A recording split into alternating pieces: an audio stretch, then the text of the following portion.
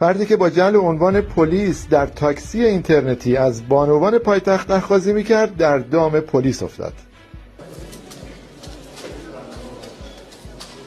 سوار اسنپ شدم، خودش افسر آگاهی جا زد و خواست کمک من بکنه به خاطر موضوعی که گیر افتاده بودم و به جای اون به ازای کمک من 22 گرم طلا ازم برداشت. بعد دیگه باب آشنایی خانوادگی باز شد، ما صحبت کردیم و در ازای کمک 22 گرم طلا از من خواست، منم دادم بهش. ایشون هم دخترشون تو اسنپ با این آقا آشنا شده بود و قطعا هم ایشون مسائل شخصی و خصوصیش رو حین صحبت با دوستش یا با موبایل مطرح کرده و اون فهمیده که این بنده خدا مشکل داره و از طریق همین باب آشنایی باز شده.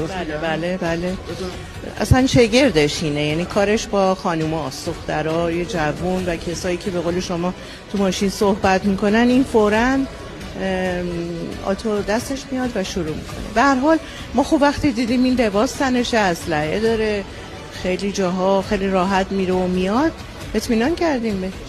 همه ماجرا از این بیسیم یا بگم بخش قابل توجهش از این بیسیم شروع شده که مسافرها رو این آقا با این نظرشون رو جلب میکرده و به عنوان مأمور خودش رو جا زده. تعریف کن ماجرا رو.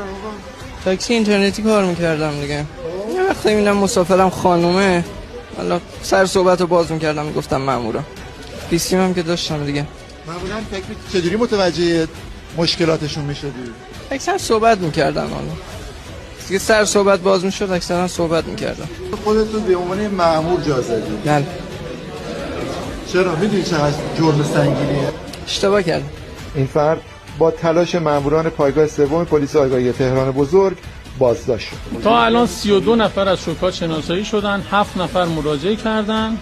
تا الان به گمانم نزدیک 300-400 میلیون اموال ایشون اخاذی کردن. بر اساس دستور مقام قضایی چهره ایشون برای مطبوعات و رسانه‌ها پخش شده تا اگر افرادی شاکی هستند با مراجعه به پایگاه سوم اداره آگاهی شکایتشون رو ثبت کنند.